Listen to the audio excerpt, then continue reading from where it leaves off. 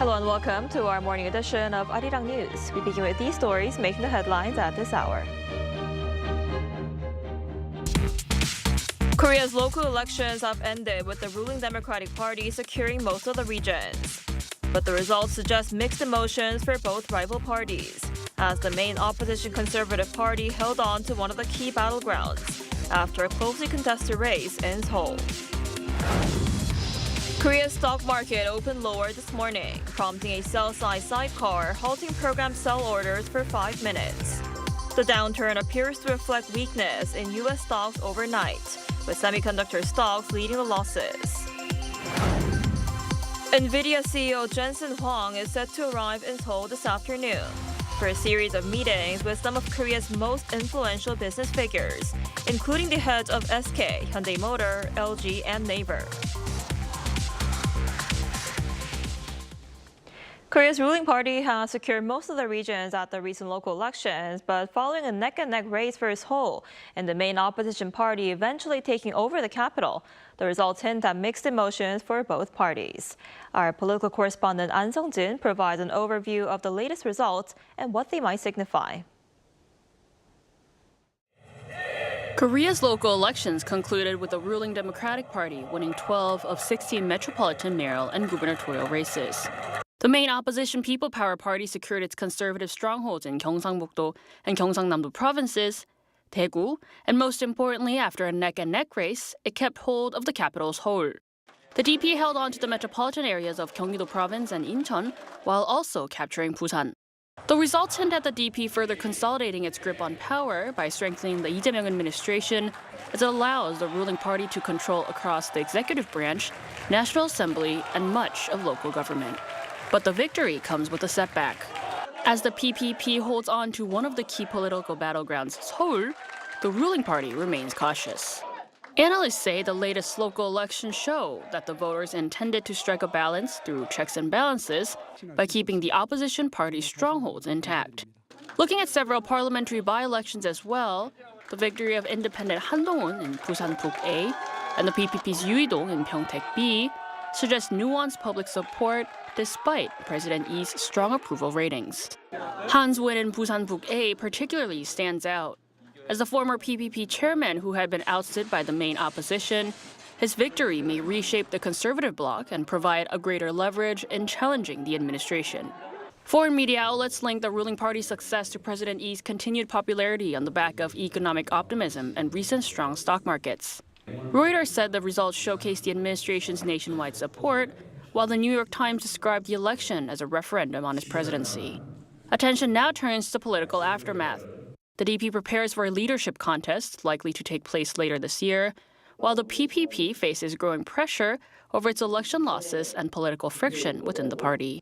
An Sung-jin, Arirang News. Korea's benchmark KOSPI this morning plunged more than 5% in early trading, dropping to the 8,100 level. The rapid decline prompted the Korea Exchange to activate a sell-side sidecar for the main bourse just 8 minutes into the trading, temporarily halting program trading for 5 minutes to mitigate volatility. The tech-heavy Kosdaq is also posting significant losses, tracking the broader market downturn. In the foreign exchange market, the Korean won hit 1,529 won against the US dollar, down 0.71 from the previous session's close. However, during overnight trading, the exchange rate surpassed the 1,541 mark, reaching its highest level since the global financial crisis. And 1 year into office, the Lee Jae-myung administration's economic policies have helped lead to strong gains in the local stock market, particularly in AI-related industries, and the administration has also needed to manage several crises. Our correspondent Kim Do-yeon tells us more. President Lee's most visible economic achievement over the past 12 months can be seen in the KOSPI. His focus on the market was clear from day one, choosing the Korea exchange as the very first place to visit. 대한민국 주식시장은 여러분들 아시는 것처럼 너무 불공정하고 불투명하고 다른 나라 사람들이 보면 저 시장을 어떻게 믿냐 이렇게 생각될 정도 아닙니까? When the administration assumed office last June, the index was at the 2,700 level. It is now trading near the 8,500 mark, an increase of roughly 214% in just 1 year. Korea's stock market capitalization has jumped from 13th to 7th globally.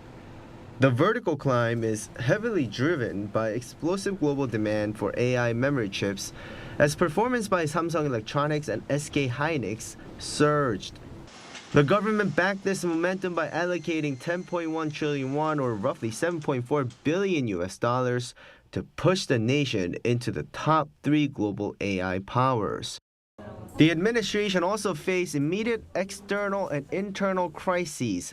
Following the economic contraction from the December 3rd martial law incident, the government passed a 31.8 trillion won, or roughly $23.3 billion supplementary budget last July, injecting liquidity through widespread consumption coupons. When the Middle East war erupted in February, blocking the Strait of Hormuz and sending international oil prices past $100 a barrel, the government executed a 26.2 trillion won, or $19.2 billion war supplementary budget. This fund targeted subsidies for the bottom 70% income bracket and established an oil price cap. This massive fiscal intervention came at the right time. The record-breaking export performance of domestic semiconductor giants led to a significant surge in corporate tax collections. These policies were clearly deployed to boost domestic demand, and they have been effective in increasing consumption. Such fiscal maneuvering is necessary when there is budgetary room, and right now we are seeing strong tax revenues backing these measures. Consequently, South Korea's consumer price index for April was held at 2.6%, significantly lower than the US and other major economies. On the trade front, the government navigated the Trump administration's strict tariff policies. After 5 months of negotiations, Seoul secured a mutual tariff reduction from 25% to 15% in exchange for a $350 billion investment promise in the U.S. And with all this, the Bank of Korea announced the nation's first quarter economic growth surged to 3.6% on year. Kim Do-yeon, Arirang News. Nvidia CEO Jensen Huang arrives in Korea this afternoon for a series of high-profile meetings with business leaders, researchers, and startup founders, as the country seeks to strengthen its position in the global AI race. The visit is expected to focus on potential partnerships in semiconductors, data centers, autonomous driving, gaming, and robotics. Our Lee Seung-jae has more. Nvidia CEO Jensen Huang is set to arrive in Korea on Friday afternoon for a 4-day visit, packed with meetings that could deepen cooperation in artificial intelligence, robotics, and next-generation computing. According to industry sources, Huang will land at Seoul's Gimpo International Airport at 1 p.m. During his stay, he is expected to meet top business leaders, gaming executives, AI and robotics startup founders, university researchers, and students. One of the most closely watched events is a dinner scheduled for Friday evening with some of Korea's most influential business figures, including SK Group Chairman Choi Tae-won, Hyundai Motor Group Executive Chair Chung Hee-sun, LG Group Chairman Koo Kwang-mo, and Naver Chairman Lee Hae-jin. The gathering is widely expected to take place at a popular grilled pork belly restaurant in one of Seoul's bustling nightlife districts, such as Hongdae or Ulchiro, in what local media are calling a samso meeting, referring to the combination of samgyeopsal and soju. Earlier reports suggested the dinner could be held in Seongsu-dong, but sources now say Hongdae is emerging as the most likely location due to security considerations and logistical factors. Industry observers expect discussions during the dinner meeting to cover a broad range of strategic sectors, including high-bandwidth memory, AI data centers, autonomous driving technology, robotics, and so-called physical AI, which combines artificial intelligence with real-world machines and robots. Huang is also expected to meet Kim Taek-jin, founder and chief executive of gaming company NC Corporation, on Sunday, where talks are likely to focus on gaming technologies and AI collaboration. On Monday, the Nvidia chief is expected to hold a closed-door session with the heads of Korean AI startups, as well as with robotics startups leaders, highlighting Nvidia's growing interest in the sector. Huang is also reportedly planning visits to research facilities at Seoul National University, including its AI Institute and Robotics Research Center. Sources say he has expressed a particular interest in meeting students directly during the trip. In addition, Huang is expected to meet executives from video game holding company Krafton, including executive director Chang Byung-gyu. Discussions are expected to include gaming partnerships involving Nvidia's RTX Spark platform and broader cooperation in physical AI. Krafton recently expanded into robotics through the launch of its new subsidiary, Ludo Robotics. Lee Seung-jae, Arirang News. So Nvidia CEO Jensen Huang is set to arrive in Seoul this afternoon and hold a series of meetings with leaders of some of South Korea's largest companies. For more on this, we're joined today by Professor Kwak Juni, Assistant Professor of Economics at Seoul University. Professor Kwak, thanks for coming on today. Yeah, thank you for having me. So a so-called Jensen Huang rally swept the Korean stock market this week, with shares spiking for companies mentioned by Huang or slated to meet with the Nvidia CEO. What should we be watching for during his visit to Seoul? Right. So Nvidia CEO Jensen Huang's visit to South Korea is far more than a routine diplomatic tech tour, I think. I think it is a highly calculated scouting mission. While the headlines will inevitably focus on the sheer star power of the visit, the real story is entirely business focused. If you're watching this space, keep your eyes on concrete partnership expansions, particularly in robotics and next-generation cloud infrastructure. Huang's itinerary is a masterclass in ecosystem building. He's taking high-level meetings with the leaders of Korea's major conglomerates, SK, LG, Naver, and Hyundai. Each of these giants hold a specific puzzle piece Nvidia needs.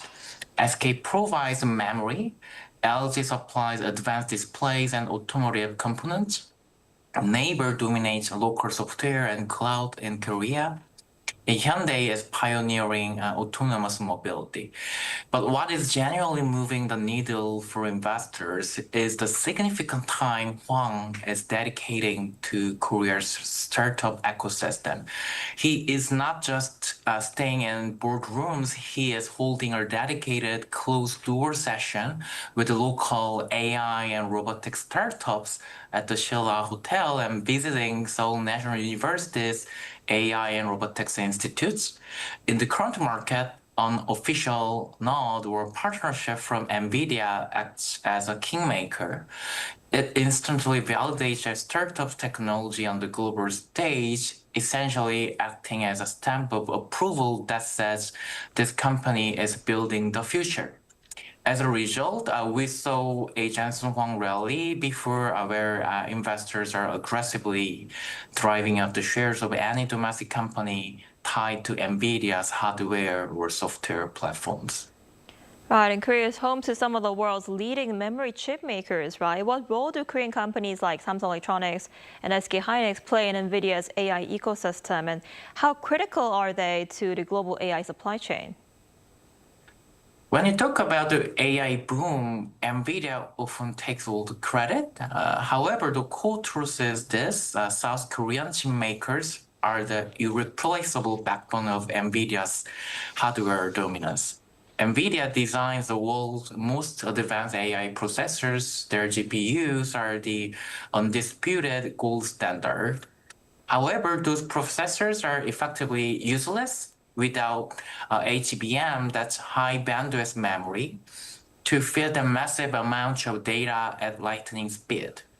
Right now, SK Hynix and Samsung Electronics essentially hold a duopoly on the world's high-end HBM supply.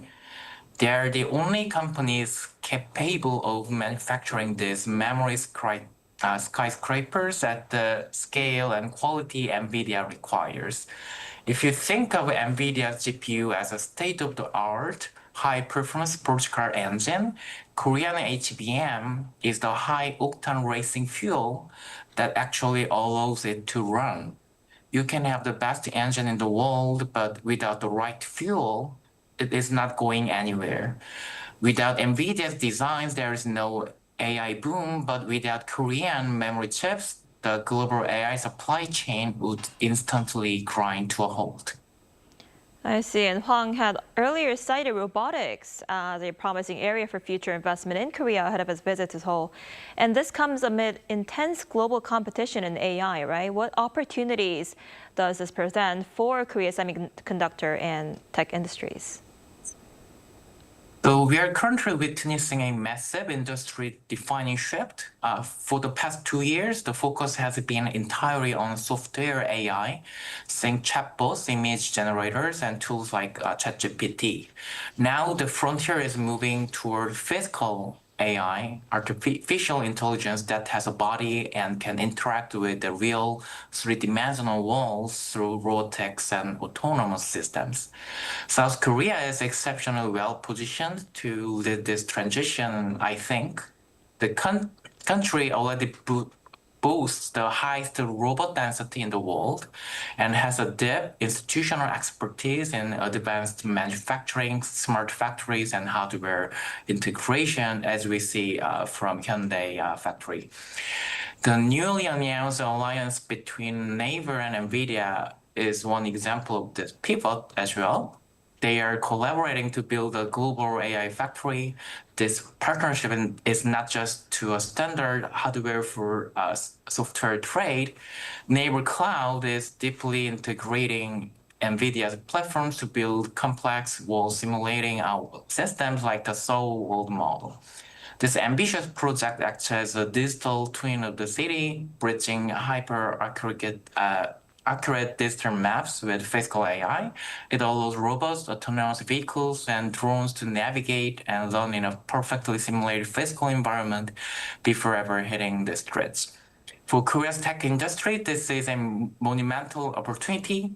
It allows them to move beyond their traditional role of just supplying the hardware, positioning them to become the core developers of the world's next generation robotics software and spatial computing infrastructure. Right. And Professor Kwok, before I let you go, how does Jensen Huang's visit today reflect Korea's strategic importance in the global technology landscape? Right, so all of this highlights a fundamental shift in how South Korea operates on the global stage. Korea is actively proving that it's not just a high-end subcontractor for Silicon Valley's big tech, but a vital, independent player in the global AI race. Beyond feeding HBM to Nvidia, Korea has been quietly and aggressively developing its own domestic ecosystem of KAI semiconductors. These are neural processing units designed specifically to run AI models highly efficiently. We are now seeing the lucrative fruits of this labor. Domestic AI chip startups like Rebellions or Furiosa AI have definitely moved past the prototype and testing phases. Recently, these companies secured over $30 million in export contracts across regions like the UK and Taiwan.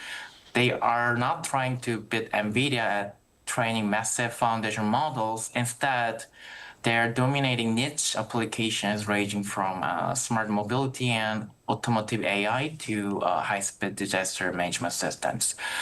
And I think, furthermore, these companies represent a neutral, highly advanced alternative in a globally fractal supply chain. Right, a lot to look forward to throughout his visit. All right, Professor Kwok, thank you so much for your time and insight today. We appreciate it. Yeah, thank you.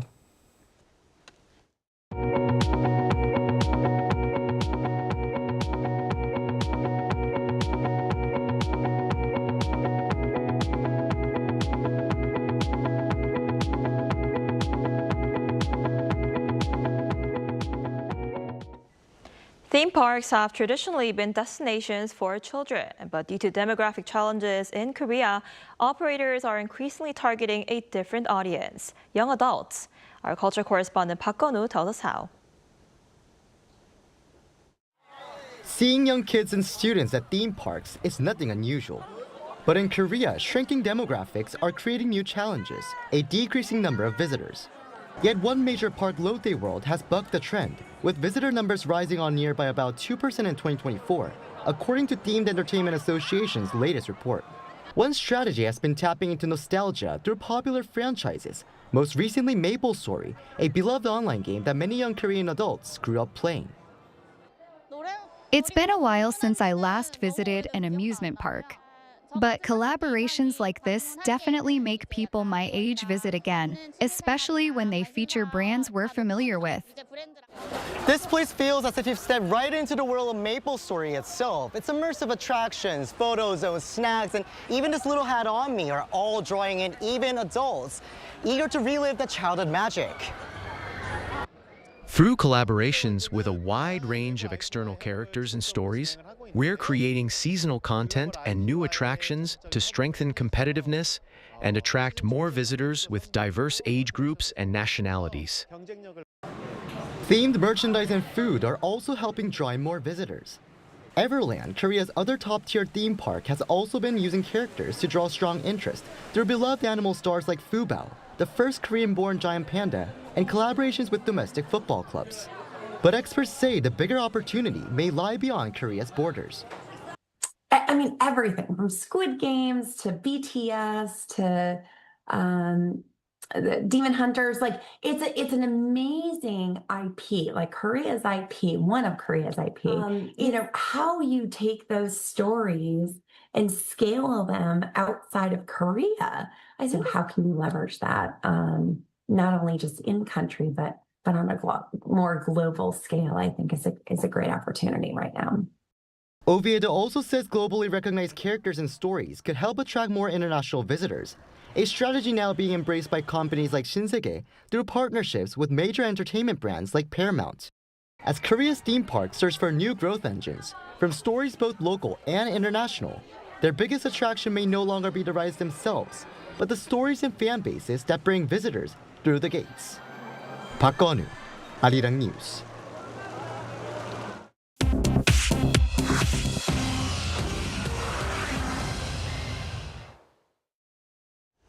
Good morning, I'm Chu Ji-hyun, and this is The World Now. Hezbollah has rejected the ceasefire deal agreed one day earlier by Israel and Lebanon. Israel also said it would not pull back its forces, dealing a blow to U.S. efforts to halt the fighting and forge a broader peace deal with Iran. Hezbollah leader Naim Qassem said, quote, resistance would continue, noting the group had not been party to the Washington negotiations.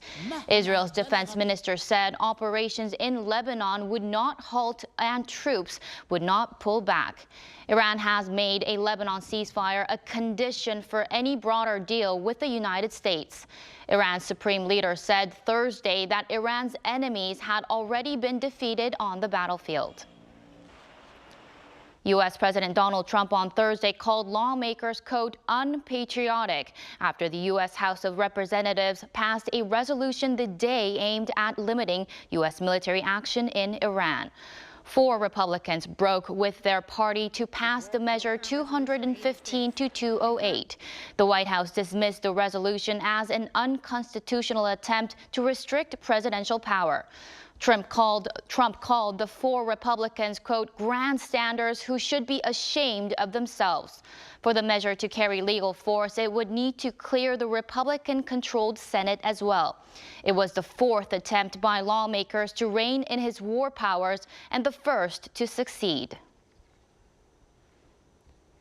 In the U.S., a flesh-eating parasitic fly that can devastate livestock populations has been confirmed in a Texas calf for the first time since 1966. The U.S. Department of Agriculture announced the find on Wednesday, with the parasite now threatening a cattle industry already at its lowest level in 75 years. The case was found in La Pryor, Texas, roughly 30 miles from the Mexican border.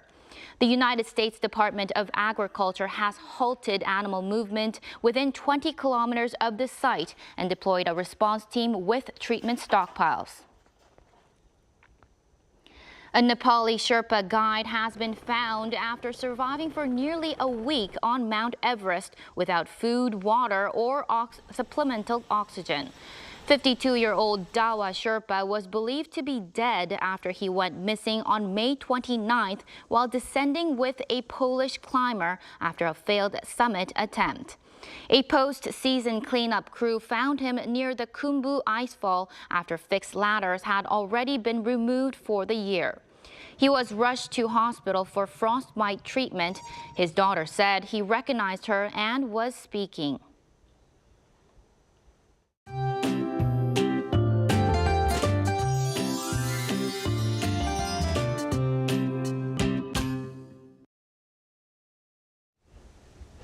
Many of us had cooler air to start off the day. The recent heat wave has eased and a pocket of cooler air remains over the Korean peninsula, helping temperatures stay closer to norms for early June through the Memorial Day weekend. A few light showers are still possible this morning in parts of Gangwon-do province, but sunshine will take over nationwide this afternoon. UV levels will become very high across much of the country, so don't forget sunscreen and hats. And this afternoon's Seoul will be getting up to 27, Daegu at 28 degrees. Next week looks mostly sunny with comfortable early summer weather.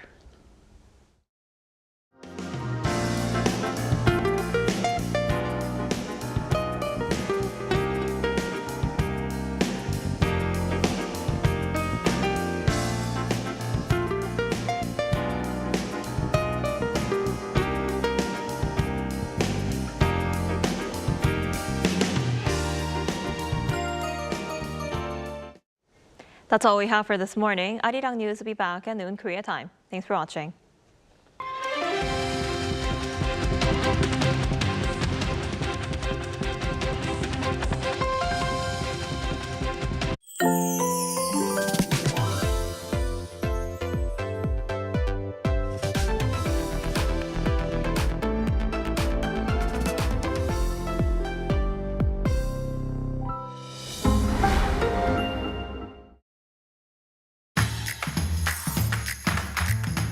Across borders, surging forward without limits, Korea.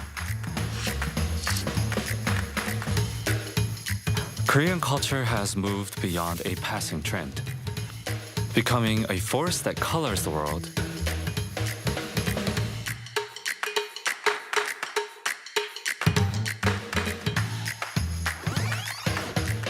And perhaps its origins trace much further back into our own history.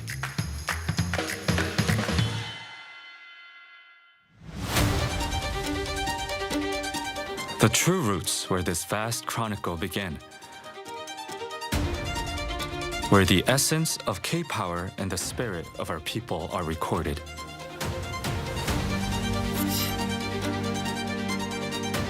In the 17 seconds you casually pass by, thousands of years are breathing within. The moment your gaze lingers and your curiosity is stirred, the radiant faces of our history begin to awaken.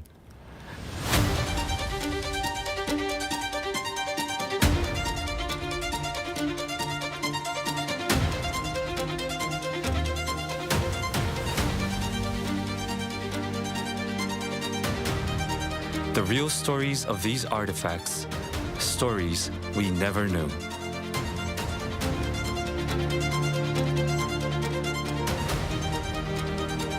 It begins here, now.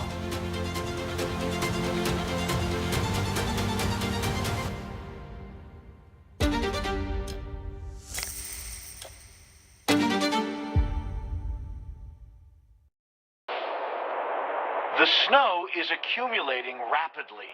Temperatures are dropping fast, so stay safe out there. Look behind me.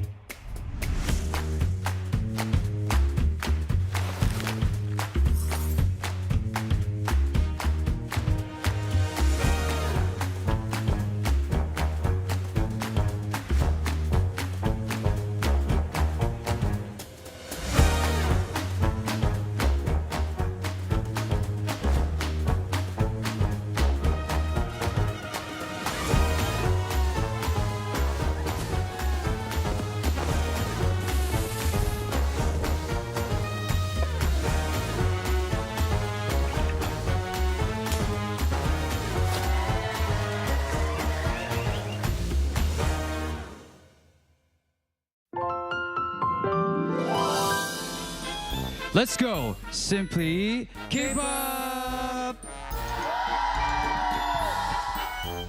Pick up, pick it up, we live it up and get this started. Pick up, just pick it up and melt it up and get this started.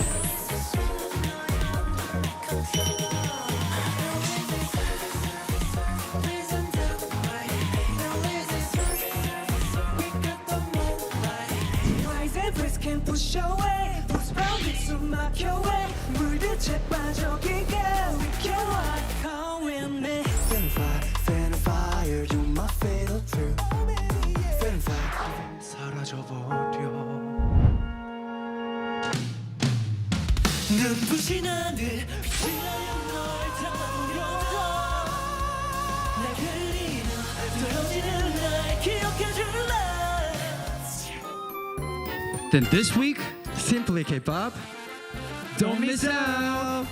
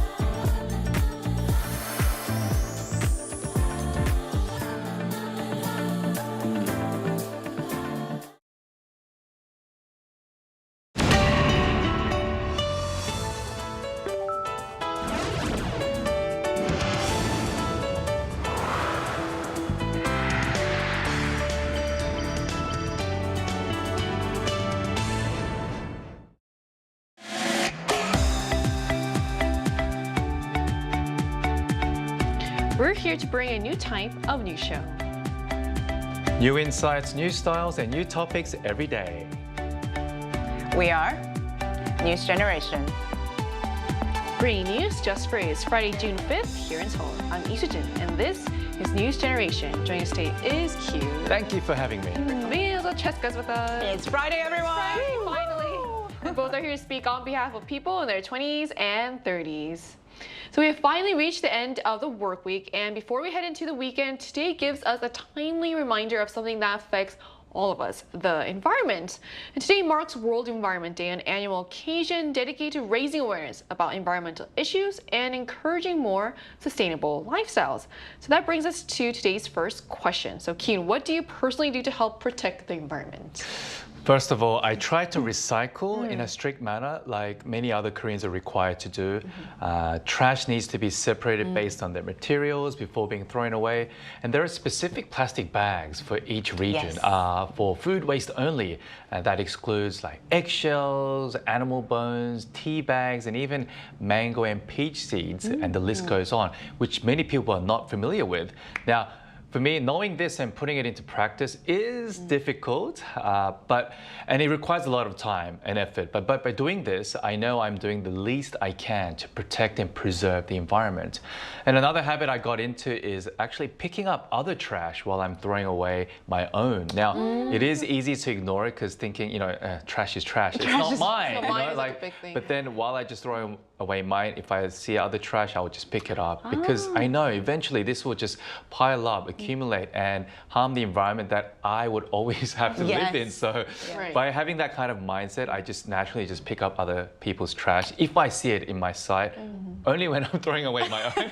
I wouldn't go around just picking up trash, which is, I'd see a lot of people do that, volunteer work, but I think just for me, that's a small thing I can at least do to kind of help the environment. Yeah, that's about it for now. When you're in the route to throw out your own trash, you would be willing to. It's not easy to do, to take out other people's trash. I haven't seen other people do it, so I guess I'm doing a good thing for the environment. Right. What about you, Cheska? As Kyun said, in South Korea, the recycling rules are much more structured and quite rigorous, especially if you live in like an apartment building. I've seen like early morning, the building officer, the ajoshi, I've seen him yell at people for not recycling properly because we're supposed to put it in different bags, we're supposed to clean it out, so it's very, very rigorous here in South Korea, which I love. Personally, recycling, yes, but I also carry tumbler. I drink a lot of water. So I try to be that person with the tumbler. But also on top of that, Ki-Hyun mentioned something. I think I'm one of those people that try to volunteer when it comes to picking up trash. So there's something called plugging. It's when you walk, jog, or even hike, and you pick up the trash. And I only did it because I knew I wasn't going to be able to do it on my own. So with the power of the community, okay. Yeah, with the people, you're sort of more, I guess, incentivized to do it. If you're doing it with other people, it becomes like a fun activity almost. Yeah, and when you do it together, you kind of feel that kind of community spirit also. And they take photos for you. So afterwards, you can kind of post it on social media? Yeah, post it on social media. Actually have fun, because if it's all about caring the environment, it becomes too heavy. So I try to make it light, fun, and more doable. So is it like a regular thing you do, plugging? I did it twice, but there's an event that comes up. So you kind of like sign up, go, you know, listen to music, talk to people. So it's like a fun activity, fun event activity. Right, so today is our weekly debate day, and since it's World Environment Day, we'll be discussing some of the most talked about environmental issues and the different opinions surrounding them. And one topic that continues to spark debate is our use of plastic and other disposable products.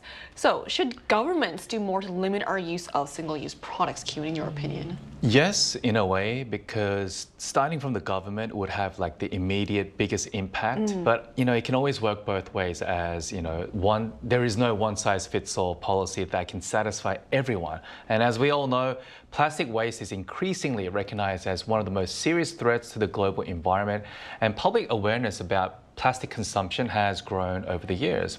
Now, governments around the world are discussing various regulations to reduce plastic use, and many countries in Europe and some in Africa already have strict bans on plastic bag usage, even penalizing people for using too much plastic. Now, in South Korea, for example, laws have been introduced to limit the use of disposable plastic items like plastic cups and straws commonly used in coffee shops. The government also attempted to introduce a disposable cup deposit system in 2022, which would encourage customers to return used plastic cups for a refund. However, the program has yet to become fully established nationwide and is only actually being practiced actively in Jeju-do Island. But again, participation rate has been dropping over the years. So that's quite an interesting point. So many people agree plastic waste is a serious issue, but opinions often differ on how much responsibility should fall on individuals versus the government. And one policy that's frequently discussed is a deposit system for disposable cups and containers, like you mentioned. And under the system, customers would pay a small deposit while buying a drink and then get a refund when returning the cup instead of just throwing away. So, Cheska, do you support bringing back a deposit system for disposable cups? I actually really do, because I think, you know, habits like this or behaviors like this, it's really hard to continue unless there's like a practical enforcement. So deposit system, yes, it's about getting your money back, but I think it can be a very positive enforcement because it's like getting a reward for doing something good. So even though it is your money, I think there can be sort of a positive loop that can happen when we install the deposit system. And in fact, in one survey, almost 60% of people actually said they would use less plastic if price increased. So I think people are more prone to altering their behavior if the price sort of increased as well. And as Ki-Hyun mentioned, Jeju Island started it on a trial basis, and almost they had a 60% of a success rate, meaning out of 6 out of 10 plastics were actually returned. So we do believe that it is a positive sort of return rate, and I do hope that it continues, because I think building that habit is much more important than anything to begin with. So what are your thoughts on this? Well, many coffee shops already offer small discounts to customers who bring their own reusable tumblers. However, a discount of just like a few hundred won is often not enough to significantly change consumer behavior, including myself. Now, as a result, the impact on reducing plastic waste has been relatively limited. The disposable cup deposit program also faced several challenges where many businesses were concerned about the additional costs of operating the system, while customers found the cup return process quite inconvenient. And because these issues involve both financial and practical difficulties, finding a quick and effective solution is going to be challenging. But I think in terms of like reward system, if the reward costs go up, like instead of just giving like a few hundred won, like let's say 500 won, if the reward system was like, let's say 2,000 or 3,000 won, Like it was sizable enough. Exactly. That it would felt like a encourage reward. people to actually, make a difference, Yes. start changing their behaviors. But like most people think like, oh, it's just 500 won. Who cares? It's The not going to make convenience is bigger to them. Exactly. Like bringing out a tumbler from home every day. Yes. Especially office workers when they're busy getting to work on time. I mean, it's hard to kind of pack a tumbler. So And having to wash it exactly. every time. There too. are That's many big. coffee shops where you can actually wash your tumblers, Yes, but you not told all me. coffee shops have that. Right, Only exactly. big coffee shops. So I guess like it doesn't work for all coffee shops because, like I said, there are operational costs of having that system incorporated. So that's true. I think there are many difficulties for now, but we need to think further ahead. What's going to happen 10 years later, which is hard to do, but I guess we need to get there one day. Yeah. With issues like this, we really have to think about future consequences rather than thinking about like how much direct cost is going in. Right, I agree. So even well-intentioned policies can struggle if they're inconvenient for consumers or impose additional costs on businesses. So the debate seems to come down to whether stronger regulations are worth the trade-offs or if there are more effective ways to change consumer behavior. And that's why we also want to hear directly from our viewers. We ran a poll on the IDA News YouTube channel asking, is a deposit system for disposable products necessary for the environment? And here's what the results showed. So a clear majority, 74%, said such a system was necessary, while 26% said it was not. So it appears that many people actually do recognize the environmental impact of disposable products and are quite open to stronger measures aimed at reducing waste. Well, there's another environmental policy that's recently sparked debate involving tourism rather than more on plastic. So what's behind the recent debate over tourist environmental fee here in Jeju, Jessica? So there's something called the Jeju conservation fee, and the idea behind it is extremely straightforward. So Jeju Island, because of its gorgeous natural beauty, attracts about 10 million tourists per year, both domestically and internationally. I myself, as a Korean, also visit Jeju Island. It's a great place to go.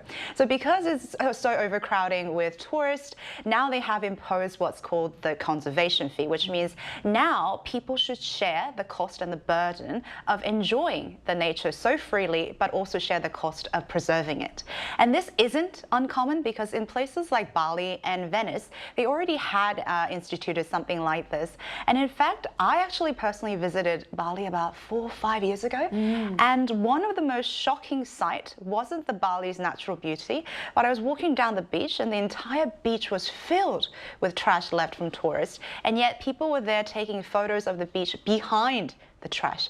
It was a very ironic sight, so I think it sort of makes sense that people who come just to visit and then leave actually, share the cost of preserving the environment that they enjoyed so freely when they were touring. It's crazy to imagine them trying to avoid the trash, standing where the trash wouldn't show. And then sort of like tilting the camera so that it wouldn't You don't capture really see the that on trash. social media. Nobody sees it. That's why I was shocked, because I was also one of the tourists that went thinking, oh, there's going to be a beautiful beach that I saw on social media, and the reality was a lot different. I mean, these days, you have features of getting rid of all the trash, but through AI. You can kind of like scrap it out. Yeah. That's what was happening. But isn't that so sad? It is sad, right? These beautiful places, you go and you expect something. And they're known for their beautiful beaches. It's supposed to be clean. Exactly. And the people who actually created the trash are us, the tourists and humans. That's Exactly, true. yes. So as tourist destinations become more crowded, many governments are looking for ways to balance economic benefits with environmental protection. That brings us to the bigger question of who should then bear the cost of preserving these popular destinations. So then should tourists be the ones to pay an environmental fee when visiting popular destinations? Like you said, it is kind of upset. Yeah, but to support the tourist perspective, I would like to say it would not be a very welcome kind of expense.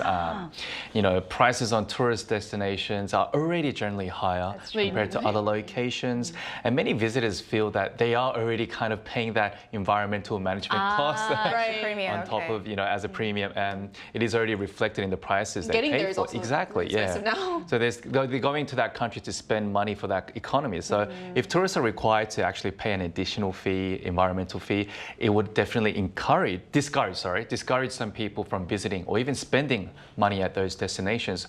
Therefore, policymakers need to consider not only the environmental benefits, but also the potential impact on the tourism industry and the local economy. So I guess balancing environmental protection with economic sustainability is essential. But again, it's going to be very difficult to actually find the key striking balance. Right. So while environmental protection is important, tourism is also a major source of income for many local communities and countries. So others argue, however, that environmental costs don't simply disappear and someone ultimately has to cover them. So if not for tourists, who should pay the environmental cost of tourism, Cheska? I think tourists should pay. Because the cost is not just about the environmental recycling cost, which I will cover, but it's also the cost to raise awareness. Because when we are forced to take responsibility for something, especially with money, I think people feel that kind of weight of responsibility and awareness. So I think it is quite essential, and especially for Jeju Island, they actually put so much money into recycling and taking care of the pile of trash. But the irony is that was caused by the tourists who came and left the island. So the fact that the island itself has to bear the cost, I think, is quite unfair. So it would only make sense if that cost can be sort of shared amongst the people who actually enjoy the island. And in fact, I actually visited Boracay about 7-8 years ago, almost right after they completely shut down the island for about 6 months to rehabilitate because it got so serious. Oh, because of the amount of trash? Yeah, amount of trash, the sewage system, the overcrowding. The government actually completely shut down the island. But if you think about it, the amount of cost that went into clearing the island, plus the loss of business for 6 months, was caused by the people who came to visit. But it was the Boracay Island that had to bear the cost, right? So I think in that line of logic, there is some responsibility that tourists should share when it comes to saving the environment. Yeah. So as a tourist, you'll be willing to actually pay the environmental fee? I actually would. Wherever you go? Yeah. If it's not too heavy. Like it's always I'm talking like heavy, big money. Like you said, we need to strike a balance. So I guess that explains why they might be too scared to impose those fees. Because their economy depends, so many of their economy depends on, like you said, tourism. Yes. So, it is so I also agree with thing. Kiwon. I think economic sustainability and environmental sustainability needs to be a balance. But I'm very pro at least adding a little bit of environmental. Perhaps like requiring tourists to bring like eco bags or like nothing plastic. Then you don't have to pay any kind of, environmental fees. Well, coming up with these kind of new policies, like creative policies that doesn't really like discourage people from going to that country could be one option. But it's not for us to decide for policymakers to come up with that good decision. Yep. So from that perspective, an environmental fee isn't just about generating revenue. It's more about encouraging visitors to think more carefully about the impact they have on the places they visit. And it seems this idea may be resonating with the public as well. So we wanted to hear directly from our viewers what they thought about this. So we ran a poll on asking, is an environmental fee necessary for famous natural tourist destinations? And here's what the results showed.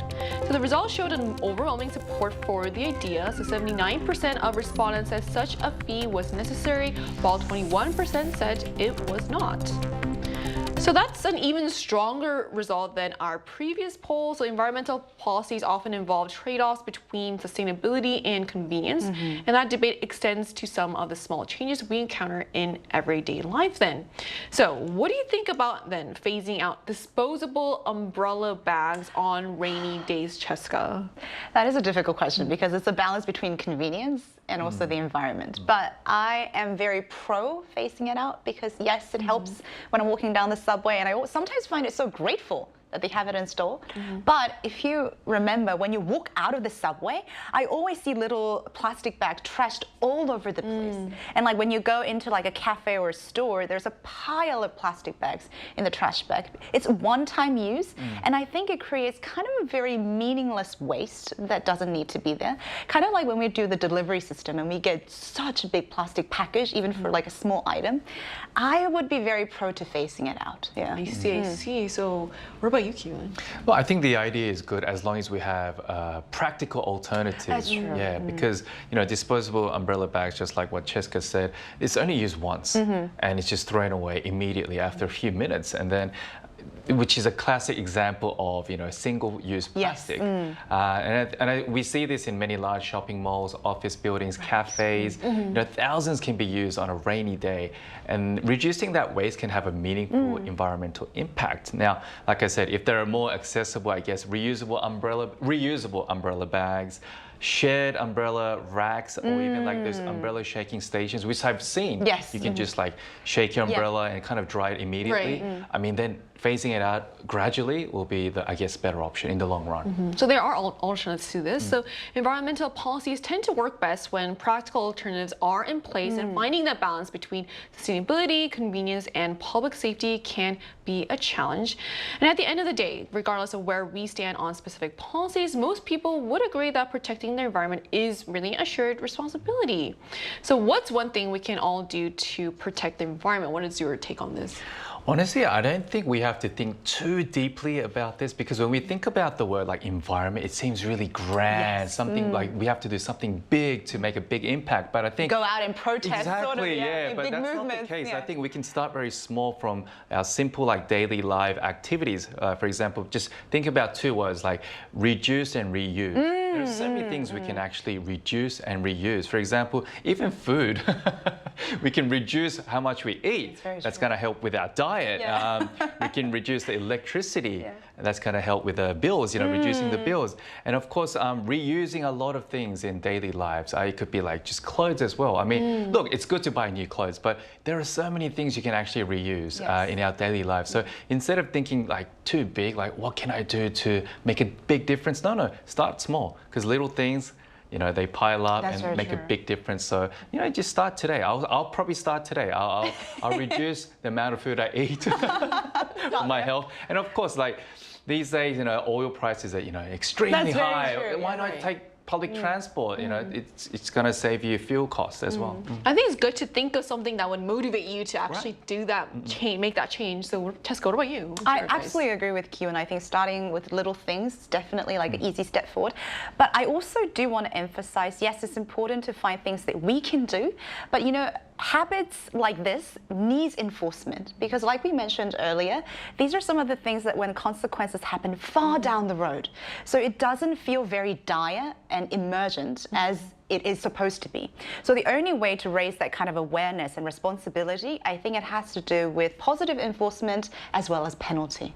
Hefty fines. I actually agree with you. Yeah, hefty fine, like how Singapore does it or how other countries do it. Because it works. It does work. And when a cost is, put on something, then people think about the worth and the value of it. So by attaching a cost to environment, I think is very important. And the more important thing is, if we don't take care of it now, it's going to pile up and come back to us much, much higher. So I'd rather pay a little bit of money now to protect our lives. I think that could also work for tourist destinations that we talked about before. Like if someone finds, if they dispatch people to look for people who they find littering. Yeah, that could be one way to raise revenue. That could be one way. Scaring people into make sure they're protecting the environment. So whether it's plastic cups or tourist fees or umbrella bags, there's really a perfect solution when it comes to environmental issues. But today's discussion shows that even small choices can spark important conversations. And perhaps protecting the planet starts with simply paying a little more attention to the impact of our own everyday actions. And that brings us to the end of today's episode of News Generation. My Newsroom will be back on Monday at 10:30 a.m. Korea time with more stories and discussions. Big thanks to Q. It was always a pleasure. To have you, and also Cheska. Pleasure always mine. Thank you. And to our viewers, thank you so much for watching. And if you haven't made plans for the weekend, your carbon footprint doesn't need any either. We are News Generation.